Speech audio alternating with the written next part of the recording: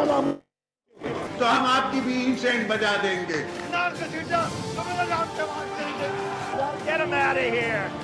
पाकिस्तान को इंशाल्लाह कुछ नहीं हो सकता। पाकिस्तान जिंदाबाद, पाकिस्तान जिंदाबाद।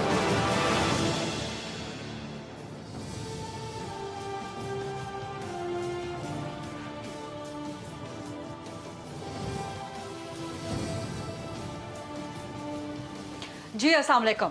आज के प्रोग्राम में इस गुजरने वाले हफ्ते के सियासी वाक़यात और हालात का एक रिकैप करेंगे कि ये हफ्ता सियासत के हवाले से किस तरह का रहा और इस हफ्ते की जो डेवलपमेंट्स रहीं वो आने वाले दिनों पे किस तरह से असरअंदाज हो सकती हैं। सबसे अहम तरीन जो डेवलपमेंट रही वो तो पीडीएम की आपस की टूट फूट, जिसमें अवामी नेशनल पार्टी का पीडीएम छोड़ देना। पीपल्स पार्टी अब एएनपी को मनाने के लिए सरगर्म है। आज भी पीपल्स पार्टी के बड़े बड़े सरकर्दा रहनुमा जो हैं वो पेशावर में हैं और वहाँ एमल वली खान से मुलाकात करेंगे, उनको मनाने की कोशिश करेंगे। क्या एएनपी की वापसी हो सकती है पीडीएम में? इससे ज्यादा अहम सवाल अब ये बन गया है कि इतवार को जो पाकिस्तान पीपल्स पार्टी की सीईसी का इजलास है उसमें क्या पीपल्स पार्टी पीडीएम का हिस्सा बरकरार रहेगी या नहीं रहेगी। इतवार को तो जो इजलास होना है सो होना है, लेकिन नून लीग और पीपल्स पार्टी के दरमियान जो बयानबाजी का, जो एक दूसरे के खिलाफ जबानी हमलों का सिलसिला है वो मुसलसल जारी और सारी है। खासतौर पे नून लीग के जो बड़े सरकर्दा मरकज रहनुमा हैं वो बार बार इस बात को यकीन दहानी करवा रहे हैं कि अगर कुछ जमातें, और कुछ जमातों से उनकी मुराद पीपल्स पार्टी और एएनपी है, कि अगर कुछ जमातें अपनी अलग से सियासत करना चाहती हैं, अलग से एहतजाज करना चाहती हैं तो बिल्कुल कर सकते हैं। तो इस सूरत हाल में पीडीएम का मुस्तकबिल क्या रह जाता है, पाकिस्तान पीपल्स पार्टी इतवार को क्या फैसला करेगी, क्या वो पीडीएम में रहेगी या नहीं रहेगी, इस सूरत हाल को सामने रखते हुए कि पाकिस्तान पीपल्स पार्टी ने ही इस्लामाबाद में ऑल पार्टीज कॉन्फ्रेंस में पीडीएम की जो है वो बुनियाद रखी थी। और अगर पीपल्स पार्टी इस्तीफे नहीं देती तो फिर उसका पीडीएम में मुस्तकबिल क्या होगा और पीपल्स पार्टी के बगैर पीडीएम का मुस्तकबिल क्या होगा। तो सियासत के हवाले से तो हम बात करेंगे ही, इसके अलावा एक इशू फॉरेन पॉलिसी का भी बहुत इंपॉर्टेंट है। अभी 2 दिन पहले रूस के वजीर खारजा 9 साल के बाद पाकिस्तान तशरीफ लाए हैं और 2-3 बड़ी अहम चीज़ें इस विजिट में से सामने आई हैं।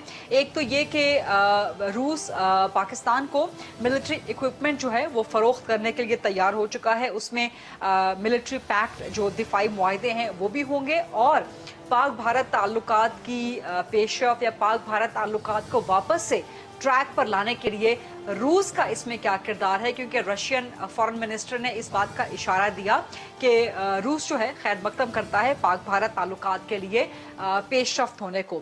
तो क्या रशिया भी इसमें कोई किरदार अदा कर रहा है? तो ये वो सारे इंपॉर्टेंट इश्यूज हैं जिन पे आज हम प्रोग्राम में बात करेंगे, एनालिसिस लेंगे मारूफ तज्जियाकारों का और उनसे जानने की कोशिश करेंगे कि आइंदा का मंजरनामा क्या नजर आता हुआ, क्या बनता हुआ नजर आ रहा है। तो प्रोग्राम के फ्लोर को जो डिबेट एंड डिस्कशन के लिए ओपन करते हैं। मेरे पास बड़े ज़बरदस्त मेहमान आज मौजूद हैं। सबसे पहले अवैस तौहीद साहब मौजूद हैं, सीनियर सहाफ़ी हैं, तज्जियाकार हैं, वो ज्वाइन कर रहे हैं।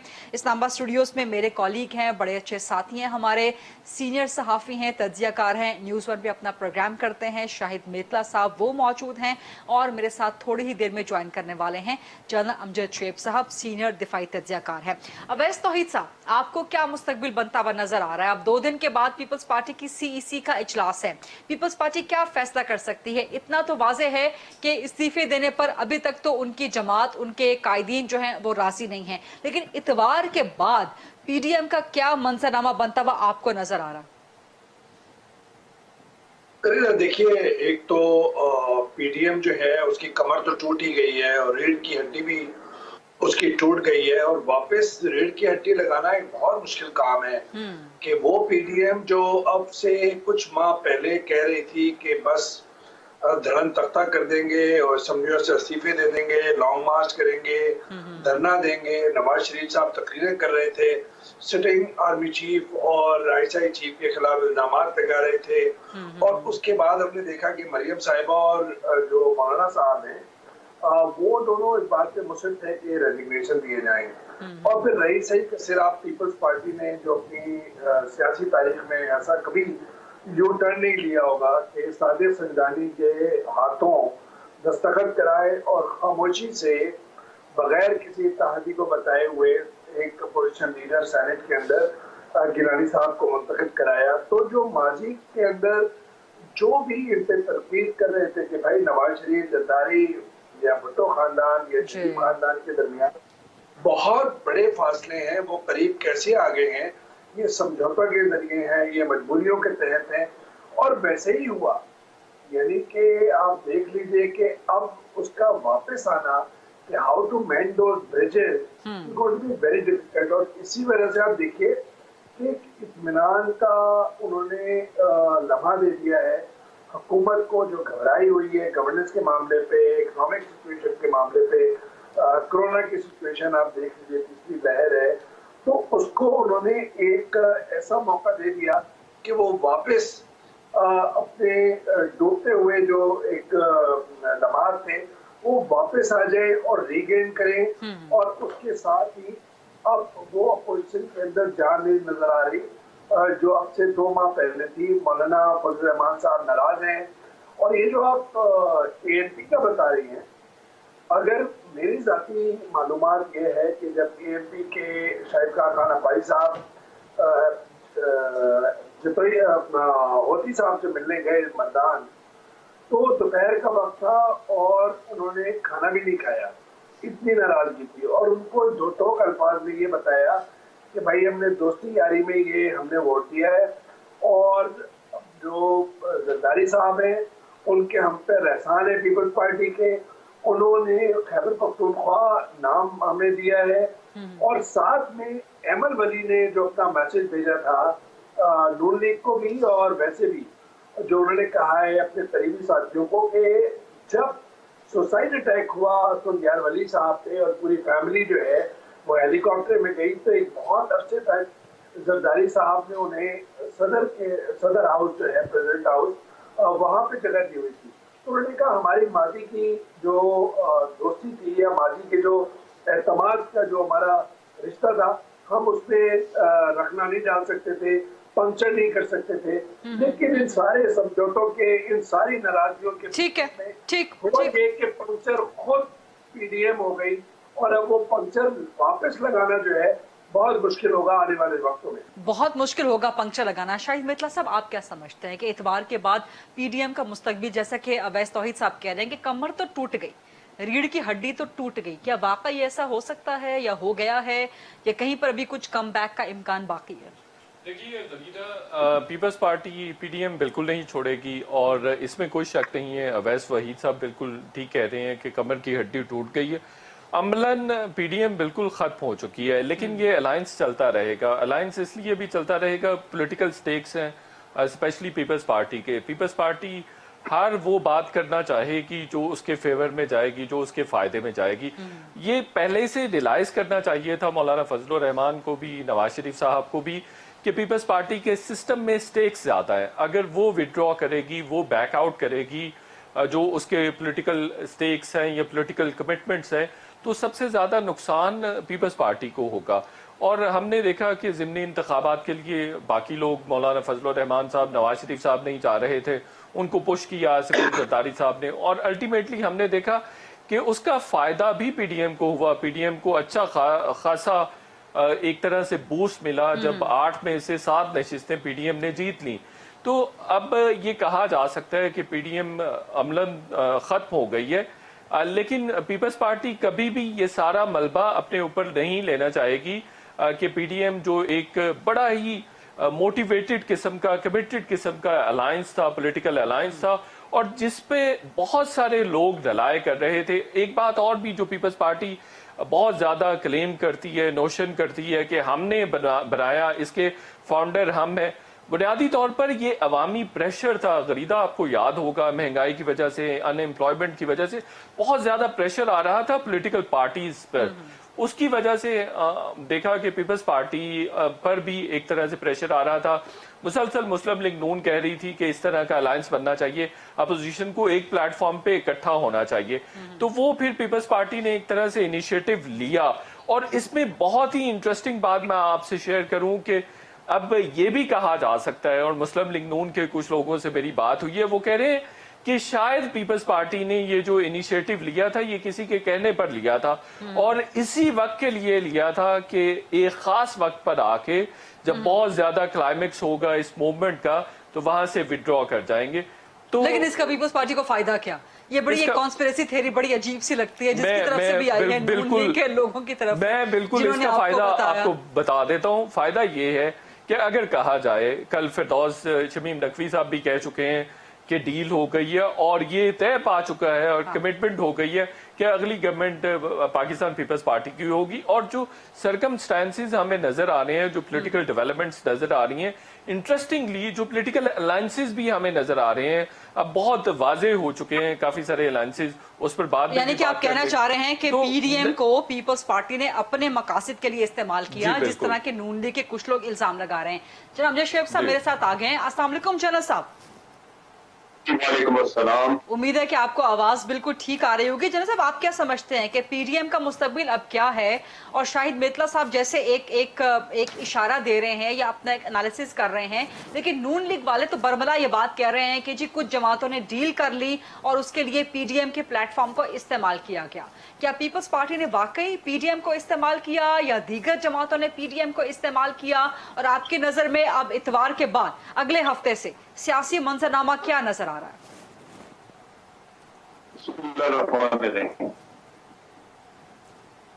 देखिए, ये तमाम जमातें जो हैं इनके मकासद मुख्तलिफ थे, इसलिए सब ने इस प्लेटफॉर्म को इस्तेमाल किया। ये कतन नहीं है कि सिर्फ पीपल्स पार्टी ने इस्तेमाल किया, सबको एक बड़े प्लेटफॉर्म की जरूरत थी। अगर आप देखिए तो मियां नवाज शरीफ बिल्कुल खामोश थे जब तक कि उनको एनआरओ की तवक्को थी, और जब वो बाजवा साहब से रिजेक्शन आई तो उसके बाद फट पड़े। तो उनका कन्फ्रंटेशनल एक रुख था, वो अपनी भड़ास निकालने के चक्कर में थे कि तय सब नैस होते। मौलाना पहले दिन से किसी और तरफ चले हुए थे, उन्होंने पहले दिन से ही कहा था कि जनाब आप हलफ न उठाए, पार्लियामेंट में जाए कोई। उनके मकासद हमेशा से ये थे कि ये सारा निजाम ही धड़म करके नीचे गिर जाए ताकि दोबारा इलेक्शन हो और मौलाना को भी अंदर आने की जगह मिल जाए। पीपल्स पार्टी अपना बेस बचाना चाहती है।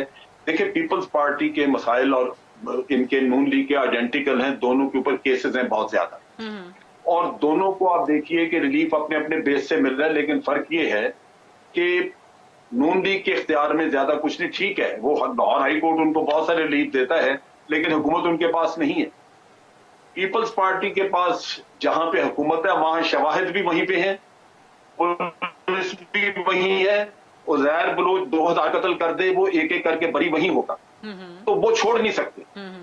वो ये जो मेत्रा साहब को कुछ थ्योरियां बताते हैं ना, ये थ्योरियों से बाहर नहीं आ सके, जिसकी वजह से ये हमेशा उसी तरफ जाते हैं कि जनाब को तय हो गया होगा। तय कुछ नहीं हुआ, अपने अपने मफादात हैं, उसके लिए लोग चल रहे हैं। अब आप क्या कहें कि जनाब वो हुकूमत छोड़ दें ताकि सारे शवाहिद बाहर आ जाएं और सारे अंदर हो जाएंगे? ये कैसे होगा?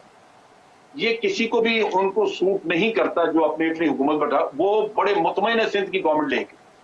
आज अगर वो सिंध की गवर्नमेंट छोड़ दें या निकल जाए, वो इस्तीफे दे दें, बाहर आ जाएं, तो इस बात की क्या गारंटी है कि आगे जो आपको इंटरिम सेटअप आता है वो 1 दिन 2 महीने 4 महीने नहीं, ये साल बैठ जाता है। आप अदालतों से जाके उसका अगर कोई लोग ले आए या रिलीफ और वो हो जाए कि जनाब जो इंटरिम सेटअप है वो 1 साल लगे, पहले वो सारे कवानीन बनाए, इलेक्टोरल रिफॉर्म्स हो, ये हो वो हो, फिर तो यानी कि इन शॉर्ट आप कह रहे हैं कि इतवार को पीपल्स पार्टी इस्तीफे का फैसला तो बिल्कुल नहीं करने जा रही, जो कि it's very obvious, it's quite very obvious. देखिए, वो अपने आप वो पीडीएम को नहीं छोड़ेंगे। हाँ। लेकिन इस्तीफे देने वाला कोई सवाल ही पैदा नहीं होता कि वो इस्तीफे दें। उन्होंने इनको एक और रास्ते पे लगाया हुआ है कि जनाब पंजाब गवर्नमेंट गिरा दें, जो नून लीग कभी नहीं चाहेगी। उनको एक वीक वजीर आला वहां पे सूट करता है, और उनको नहीं, सबको करता है। जितने जितने पावर सेंटर्स हैं वो सारे अपने अपने काम निकाल रहे हैं पंजाब में, इसलिए कि बुज़दार एक वीक आदमी है। वहां पर आप एक स्ट्रांग आदमी बैठा दें तो आप देखेंगे किसी को भी सूट नहीं करेगा। तो वो राजी है वहां पे। परवेज इलाही अपने खाते चला रहा है, नून लीग अपने काम चला रही है, जिसका जी चाहता है वहां पे फॉरवर्ड ब्लॉक बनाना, फॉरवर्ड ब्लॉक बना लिया, पीछे जाना है पीछे कर दिया। लेकिन जनरल साहब, मसला पंजाब में सिर्फ वीक वजीर आला का नहीं है या इमरान खान की साख या इमरान खान के नाम का खराब होने का नहीं है। मसला ये भी है कि वहां पे फिर कैंडिडेट कौन बनेगा।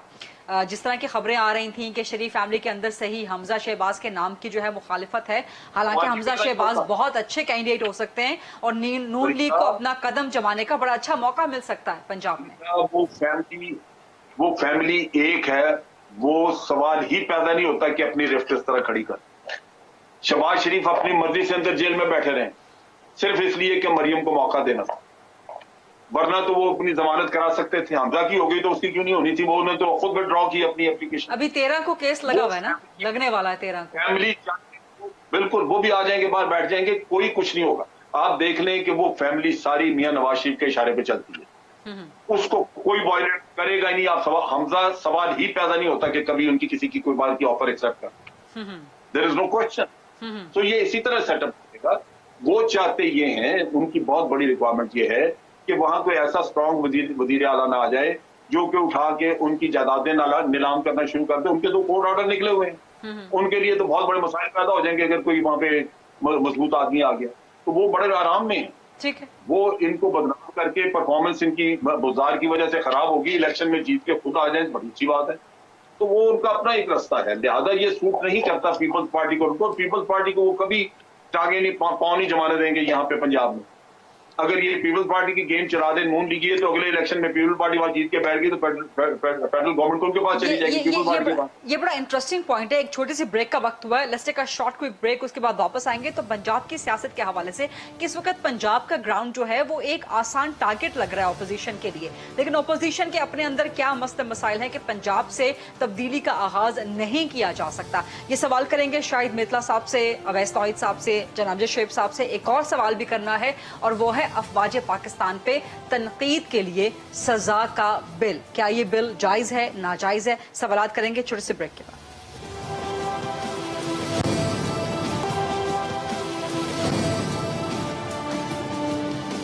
जी welcome back after the break. Awais Tauheed साहब, आप क्या समझते हैं जो जनाब शुएब साहब बात कर रहे थे पंजाब में तब्दीली के हवाले से, क्या वाकई हाउस ऑफ शरीफ इतना मजबूत है या इकट्ठा इतना यूनाइटेड है? तो फिर तब्दीली की वजह क्या है कि पंजाब में तब्दीली, पंजाब से तब्दीली के आगाज करने में हिचकिचा रही है ऑपोजिशन?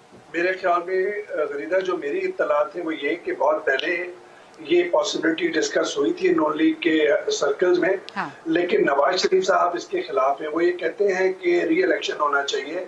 ये पंजाब के अंदर हुकूमत जो है वो फिर उनके बकौल कि नहीं, ये जो एस्टेब्लिशमेंट बैक पूरा सिस्टम है, इसके अंदर आप कोई पावर शेयरिंग ना लें। और यही इसी बात के खिलाफ था। शहबाज शरीफ साहब ने ये बात, जो मेरी इत्तला है, डिस्कस हुई थी और आज से बहुत पहले, क्योंकि चंदी वोट की तो बात। दूसरी बात ये कि जो काफ लीग को चीफ मिनिस्टरशिप कभी नहीं देंगे, काफ लीग को चौधरी बिरादरान को बुज़दार साहब सूट करते हैं, उनका हर काम आसानी से होता है। मैं ये समझ रहा हूँ कि जो पीपल्स पार्टी अपने बेट्स जो हेज कर रही है, पॉलिटिकल बेट्स, वो कर रही है 2023 के इलेक्शन के लिए, और उसके अंदर जो है वो जनूबी पंजाब पे रिलाय कर रही है, सेंट्रल पंजाब और नॉर्थ पंजाब पे नहीं कर रही। और इसी वजह से आपने देखा होगा कि अगर आप प्राइवेटली बात करें पीपल्स पार्टी के लोगों से, तो वो कहे कि जरा इनसे कहे ना नून लीग वालों से ये रिजाइन कर दें और धड़क तख्ता कर दें पंजाब के अंदर, क्योंकि उन्हें पता है कि नवाज शरीफ साहब इसकी इजाजत नहीं देंगे। और शरीफ खानदान के अंदर इस मूव की फिल वक्त जो है वो अपोजिशन फ्रॉम विथिन हुई है। ठीक है शाहिद मतलब साहब, आप क्या कहते हैं कि पंजाब में अदम एतमाद लेके आना निस्बतन बहुत आसान भी है, आसान टारगेट है, लेकिन उसके बावजूद अपोजिशन की अपनी अपनी मजबूरियां, अपने अपने मफादात? गरीदा देखिए, 165 नंबर्स हैं पाकिस्तान मुस्लिम लीग नून के पास और पीपल्स पार्टी के पास 7 हैं। ये टोटल मिला के 172 बनते हैं। तकरीबन 190 नंबर्स चाहिए अगर पंजाब में आप कोई भी तब्दीली लाना चाहते हैं। दूसरी बात यह है कि जो कोलिशन पार्टनर हैं पाकिस्तान तहरीक इंसाफ के काफ लीग वाले, उन्होंने बरमला बहुत दफ़ा ये कह दिया हुआ है कि अगर हमें रिप्लेस किया जाता है या बुज़दार साहब को रिप्लेस किया जाता है तो उस सूरत में हम ही वज़ीर आला हो सकते हैं, दूसरा कोई वज़ीर आला नहीं हो सकता। एक तो ये बात है। दूसरा कि उधर चले जाएंगे। दूसरा ये बात है कि पाकिस्तान मुस्लिम लीग नून के बारे में जो एक कॉन्स्पिरेसी थीरी चल रही है कि ये हो नहीं सकता है कि हमजा शहबाज साहब को दे दी जाए वज़ीर आला की सीट। आज राना सनाउल्लाह साहब ने ऑफर किया, बल्कि दावत दी है उन्होंने जहांगीर तरीन साहब को और परवेज इलाही साहब को। उन्होंने कहा कि हम बातचीत करने के लिए दोनों के साथ तैयार हैं। दूसरी तरफ काफ लीग का मसला ये है कि काफ लीग के बगैर नंबर पूरे नहीं होते, लेकिन काफ लीग ने बहुत सारे प्लेजेस किए हुए, ना सिर्फ गवर्नमेंट के साथ बल्कि एस्टेब्लिशमेंट के साथ भी। और वो ये भी बात करते हैं कि एस्टेब्लिशमेंट ने 2 दफा हमसे ये वादा भी किया और 2 दफा हमसे ये भी पूछा कि आपकी कैबिनेट के मेंबर्स कौन होंगे, कितने % आप पीटीआई के लोगों को देंगे, कितने % आप इंडिपेंडेंट अगर कोई कैंडिडेट्स आपको ज्वाइन करते हैं तो उनके साथ आप किस तरह से कैबिनेट कॉन्स्टिट्यूट करेंगे, तो इस तरह की चीजें उधर चल रही हैं। तो सबको नजर आ रहा है कि एस्टैब्लिशमेंट इमरान खान साहब के साथ खड़ी हुई है और इमरान खान साहब बहुत ही मजबूत है। इमरान खान साहब बुज़दार साहब के साथ खड़े हुए हैं। लेकिन दरमियान में एक फॉल्ट लाइन है। आपने कहा कि इमरान खान साहब बहुत मजबूत हैं क्योंकि एस्टैब्लिशमेंट उनके साथ खड़ी है और इमरान खान बुज़दार के साथ खड़े हैं, लेकिन इस तकोन में एक फॉल्ट लाइन है कि एस्टैब्लिशमेंट पंजाब में तब्दीली चाहती है। सो ये एक बहुत बड़ी फॉल्ट लाइन है, लेकिन वहां पे चूंकि समझ नहीं आ रहा कि गेम आखिर एंड गेम क्या निकलेगी, इसलिए कंफ्यूजन के दौरान वहां पे उस्मान बुज़दार साहब फिलहाल बचे हुए हैं। तो ये उस्मान बुज़दार साहब का देखें, पूरी दुनिया में हम देखते हैं एफिशिएंट लीडरशिप जहां पे होती है वहां सर्वाइवल ज्यादा होता है, लेकिन ये ऐसे खुशकिस्मत आदमी हैं कि इंतहाई इनएफिशिएंट है लेकिन फिर भी सर्वाइव कर रहे हैं। यानी इनकी नाअहली, इनकी कॉम्पिटेंस है, इनकी गुड लक है, एक बात। दूसरी बात ये है कि 6 मिनिस्टर्स को पैगाम देकर एस्टैब्लिशमेंट भेजती है इमरान खान साहब के पास कि आप उस्मान बुज़दार साहब को रिप्लेस करें, लेकिन उस्मान अवैध साहब क्या कह रहे हैं? जी, आप तारीफ तो कर देते हैं कि गरीदा कितनी इन्फॉर्म्ड है। उसने सवाल में ही सारा एनालिसिस भी बता दिया अपना और इंफॉर्मेशन भी कर दी कि क्या पंजाब के अंदर कौन चाह रहा है कि चेंज आए और कौन चाह रहा है कि नहीं चेंज आए। That's very interesting actually, गरीदा। Not at all. अवैध साहब आपका बिल्कुल टाइम है, जैसे मर्जी बोले, हम एक फ्रेंडली गपशप लगाते हुए एनालिसिस कर रहे हैं। बट अवैध साहब, this is an open secret. No, मैंने कोई अनोखी चीज तो नहीं बताई। This is an open secret. आप बहुत अच्छी तरह इसको समझते हैं। ये जनरल साहब भी बताएंगे, लेकिन मुझे तला है वो ये कि एक से जायद मर्तबा जिम्मेदार हल्कों ने इमरान खान साहब को मशवरा दिया है कि पंजाब एक बहुत बड़ा सूबा है, पंजाब के जो है एक बैकबोन की सूरत है, वहां पर आपका जो सियासी हरीफ है रिवायती, वो भी वहीं पर है, यानी कि शरीफ खानदान। आप इतना वीक एडमिनिस्ट्रेशन कैसे रखा हुआ है, लेकिन वहां से अब तक कोई हिलजुल नहीं हुई है। जनरल साहब ज्यादा बताएंगे, इस पे रोशनी डालेंगे। जनरल साहब, आपके कोर्ट में बॉल फेंक दिया अवैध तौहीद साहब ने वेरी स्मार्टली। चौधरी सरवर एक पावर सेंटर है, चौधरी परवेज इलाही दूसरा पावर सेंटर है, और एक पीटीआई का अपना पावर सेंटर है जो कि आप समझ लीजिए कि अलीम खान वगैरह के गिर्द घूमता है। और इन हालात में ये जो हजरात हैं ये अपनी अपनी, या तो ये खुद इनमें से कोई वजीर आला वहां बने या इनकी चॉइस का बने।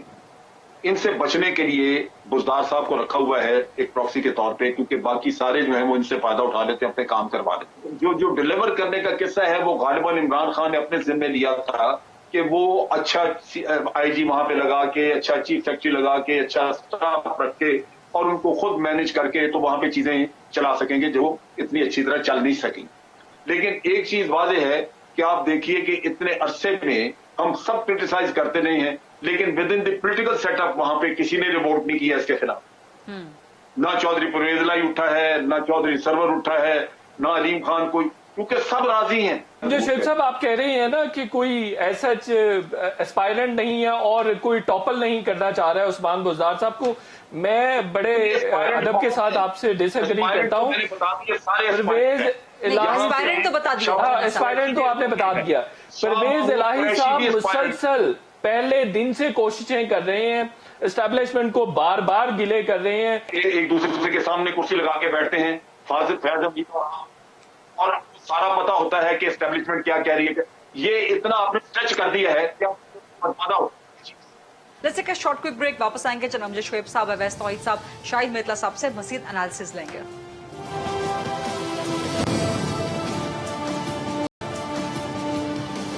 जी welcome back after the break. General साहब, एक छोटा सा सवाल आपसे, फिर उसके बाद डिबेट को मजीद आगे बढ़ाती हूँ। उस्मान बुज़दार या शहबाज शरीफ, कौन बेहतर है? देखिए, इंतजामी एतबार से अगर आप देखें तो बिल्कुल शहबाज शरीफ उससे बहुत बेहतर है, इसमें कोई शक नहीं है। लेकिन अगर आप दूसरे मामला में देखें तो बुज़दार इस लिहाज से कितना अच्छा इंसान है कि पिछले 3 साल में कहीं कोई आग नहीं लगी, कोई रिकॉर्ड नहीं जला। जो एम्फेसिस है इस पार्टी का वो किसी और डायरेक्शन में था। शहबाज शरीफ आग भी लगाते थे, काम भी करते थे। यहां आग बुझ गई है, काम का मसला बन गया है। पंजाब में रिकॉर्ड को नहीं, अवाम को आग लगा दिया जना साहब। पिछले 3 साल में कहीं भी आग नहीं लगी, ये बड़ा एक अजीब सा इत्तेफाक है। नहीं, मैं कह रही हूँ कि पंजाब में अवाम को आग लगा दी है। अवाम बेचारे जो है वो आग में तप रहे हैं उस्मान बुज़दार साहब की कारकर्दगी में। ठीक है, मैंने तो 2 आदमियों को कंपेयर किया ना। थोड़े से 1-2 टॉपिक्स मुझे और भी डिस्कस करने हैं, खासतौर पे अफवाज पाकिस्तान पे तनकीद के हवाले से जो बिल सामने आया है जिसमें सजा तजवीज की गई है, जुर्माना और कैद। जन्नत साहब, क्या ये बिल ठीक है? अफवाज पाकिस्तान पे तनकीद करेंगे, तमस्खर उड़ाएंगे तो सजा मिलेगी? बिल्कुल ठीक है, मैं उसकी वजाहत देता हूँ। देखिए, बात यह है कि हमारे यहाँ एक रिवाज चल निकला जी, और रिवाज ये चल निकला कि आर्मी बैशिंग पे आप अपनी रेटिंग बढ़ाएं और आर्मी बैशिंग करके कोई शवाहिद दे न दे, कोई सबूत हो न हो, आपने इल्जाम लगा दिया, लग गया, बस ठीक है। That has to be covered. आपके पास शवाहिद हैं, आप कोई इल्जाम लगाते हैं, आप कोई बात करते हैं, बिल्कुल करें। जिस तरह अभी मसलन अभी शायद बात करते हैं कि जी एस्टैब्लिशमेंट ने ये कर दिया, एस्टैब्लिशमेंट ने वो कर दिया। मुझे शुबा पड़ा कि शायद हमारे फैज हमीद का और मैतला का दफ्तर एक ही है। मैं समझता, मुझे यूं लगा कि जैसे आमने सामने बैठ के बातचीत करते हैं, क्योंकि जितने वेल इन्फॉर्म एस्टैब्लिशमेंट की हरकत के बारे में मैं तो बहुत ही ये चीजें मुझसे बहुत पुलिस बना के जिसका आपके पास सबूत कोई नहीं, जिसके सवाल रूमर्स पे और कुछ नहीं होता। मैं आपको एलिगेशंस का बताता हूँ। आपने जना साहब एक चीज यहाँ पे क्लैरिफाई कर लें, जना साहब एक चीज यहाँ पे क्लैरिफाई कर लें। जो सहाफी के पास खबर आती है, जो उसके पास एनालिसिस आता है और उन खबरों पर बेस करके वो एनालिसिस देता है, वो शायद मेतला साहब दे रहे थे। खुदा ना खास्ता कोई तनकीद तमस्खर तो नहीं उड़ा रहे थे। तनकीद तमस्खर एक दूसरी चीज है और वो तो पाकिस्तान के आइन में, कानून में पहले से मौजूद है और किसी एक इदारे के लिए मुख्तस क्यों कर दी जाए फिर? अगर आप यही चीज फैलाते रहेंगे तो कोई तमस्खर भी उड़ाएगा आगे जाके। अगर आप ये एक इंप्रेशन क्रिएट करें कि हर काम जो है वो एस्टैब्लिशमेंट ही कर रही है, तो फिर आपने क्या किया? आपने तो फसाद फैला दिया मुल्क में। आप अच्छे जिम्मेदार सहाफी हैं कि आप हर चीज जो है वो सुबह से लेकर रात तक यही कहते रहे। यानी कि एस्टैब्लिशमेंट के सियासत में किरदार के हवाले से अगर बात की जाए तो वो तनकीद या तमस्खर के बराबर होगा। खासतौर पर जब शायद कोई ऐसी चीज नहीं निकली, तो बात यह है आपने भी साबित करनी को। जना साहब आपको मेरी आवाज आ रही है? जना साहब आपको मेरी आवाज आ रही है? मैं सवाल कर रही हूं कि एस्टैब्लिशमेंट के सियासत में किरदार के हवाले से अगर बात की जाए तो वो भी तनकीद और तमस्खर उड़ाने के बराबर होगा? नहीं, वो फसाद को शुरू करने के मुतरादिफ होगा। वो अगर आप बहुत गैर जिम्मेदाराना को किस्म की इस तरह की एक तनकीद या एक साजिश आप कह लीजिए कि कंस्पिरेसी चोरी करा देंगी, हाँ। तो वो आगे पब्लिक उसको कैसे लेके चलेगी, ये आप फिर बाद में नहीं कह सकेंगे। चीज ये है कि इसमें थोड़ी जिम्मेदारी का सबूत देना होगा कि आप जब ये सियासत का रोल उसका बनाएं तो वो कंकॉक्टेड ना हो, क्योंकि आप उस चीज के जिम्मेदार। यानी कि एस्टैब्लिशमेंट का सियासत में किरदार होना चाहिए लेकिन कंकॉक्टेड बात ना की जाए। यानी कि एस्टैब्लिशमेंट के सियासत में किरदार पे एतराज नहीं होगा। नहीं, ये मैं कहां कह रहा हूं, उसका किरदार नहीं होना चाहिए। और अगर नहीं है तो आप जबरदस्ती बना के अगर पेश कर रहे हैं तो वो मसला बनेगा। ओके, ठीक है। ना, एक चीज वादे है, आप मेरी बात सुनिए। ये किस्सा शुरू हुआ कि जनाब इलेक्शन जो है वो सिलेक्टेड करा, इलेक्शन जो है वो फौज ने कराया, सिलेक्टेड करा दिया। फौज गई थी घर कहने के लिए कि जी हमसे इलेक्शन करवाएं। क्या आर्मी ने जाके कहा था कि हमसे इलेक्शन करवाओ? ये आप कभी इन चीजों को तजदिया नहीं करते आप लोग। और जब उससे पहले आरोज ने इलेक्शन कराया, आज मेरे पास अहमद मीर की क्लिप है, वो कहता है मैंने जिंदगी में कभी इतना ज्यादा घटिया इलेक्शन और इतनी धांधली नहीं देखी जो 2013 के इलेक्शन में हुई। तो क्या किया हमने? कहते कि जनाब जुडिशरी मुल्क चला रही। आप लोग तजदिये को उसी अंदाज से दें जिसका आप आगे देखें कि इसका नेगेटिव इफेक्ट पब्लिक में क्या जाएगा, और आप अदारे को सामने खड़ा कर देंगे कि पब्लिक, तो आप अपना काम करके साफी होके बरी जिम्मा होके घर बैठ गए तो लोग तो लड़ते रहेंगे वहां पे। यानी कि आप इस बिल को डिफेंड कर रहे हैं। लेकिन इसने किया काम यही है। अवैस तौहीद साहब, मैं आपका जवाब इस पे जरूर चाहती हूँ। मैंने क्या खरीदा, देखिए, एक तो बिल्कुल तमस्कुर नहीं उड़ाना चाहिए, और जो अफवाज हैं उनका और जो हमारे जिम्मेदार हल्के हैं उनका एक इमेज का एक तकद्दुस होता है लेकिन एक तल्ख तारीख भी है और उसको उसके तनाजुर में देखी जाएगी बात। एक तो ये कि माजी के अंदर 3-4 मौके तो ऐसे हुए हैं जब यहाँ पे फौजी मार्शल लगा है और मुंतखब हुकूमतों को हटाया किसने है? फौज ने हटाया है, चाहे वो जनरल जिया हो, चाहे वो जनरल अयूब हो, चाहे वो जनरल मुशर्रफ हो। ये तो सबके सामने की बात है। फिर एक और तल्ख हकीकत है, वो ये है कि जो अजहर खान केस है उसके अंदर IGI किसने बनाई, पैसे किसने, रकूम किसने सियासतदानों में तकसीम की, वो भी जाहिर बात है कि जो उस वक्त के ISI चीफ असद दुरानी साहब हैं उनका बयान भी है और ये भी एक पल तारीख है। और दूसरी बात ये है कि मैं हमेशा ये बात कहता हूँ कि जब आपकी जियो स्ट्रेटेजिक लोकेशन इतनी अहमियत के हामिल हो कि पूरी दुनिया की ताकतें इस खत्ते पर नजरें लगाए हुए हों, ऐसे में क्या सियासत के अंदर कोई अमल दखल होना चाहिए? सिक्योरिटी के मामला पे बिल्कुल कंसल्टेशन होनी चाहिए, लेकिन पब्लिक स्फेयर में और पॉलिटिकल स्फेयर में जब भी इस्टेब्लिशमेंट का जिक्र होगा, इससे नुकसान किसी को नहीं होगा बल्कि इस्टेब्लिशमेंट के इमेज का नुकसान होगा। तो ये चाहे वो सियासतदान अपने गिरबानों में जाके, चाहे जिम्मेदार हल्के अपने गिरबानों में जाके, ये मामला क्या है, लेकिन एक तल्ख तारीख है। ठीक है जरा साहब, आपके पास आती हूँ, जरा शाहिद मेतला साहब का जवाब ले लूं, फिर आपके पास आती हूँ। शाहिद मेतला साहब, क्या कहेंगे आप इस बिल के हवाले से? अभी तो शुक्र है बिल कानून नहीं बना। पहले तो पॉइंट ऑफ पर्सनल एक्सप्लेनेशन है, जैसे अमजद शेख साहब कह रहे थे कि मेरा और फैज साहब का इकट्ठे ऑफिस है। आपका ऑफिस एक नहीं है कि मेरे साथ ऑफिस में बैठते हैं, ऐसे मत करें। हमारा ऑफिस एक ही है, मेरा और शाहिद मेतला साहब का। लेकिन फैज साहब और मैं इकट्ठे शेयर नहीं करते हैं ऑफिस, लेकिन अमजद शेख साहब हम सारा दिन यही धंधा करते हैं, यही कारोबार है, यही जो है सोर्स ऑफ इनकम भी है और सोर्स ऑफ लिविंग भी है। तो इसलिए फिर इसमें इंटरेस्ट भी ज्यादा होता है और एफर्ट्स भी ज्यादा इस पे पुट करनी पड़ती हैं, फिर कुछ ना कुछ हाथ आ ही जाता है। और मैं आपको एक और भी चीज बता दूं कि बहुत सारी चीजें सेंसर करके बता रहे होते हैं। मैं तो स्पेशली बहुत सारी चीजें बता सकता हूं लेकिन नहीं बताता हूं। दूसरी चीज ये जो गरीदा आप पूछ रही है, मेरे ख्याल में मैं कार्ल मार्क्स का एक जुमला रिपीट करूंगा।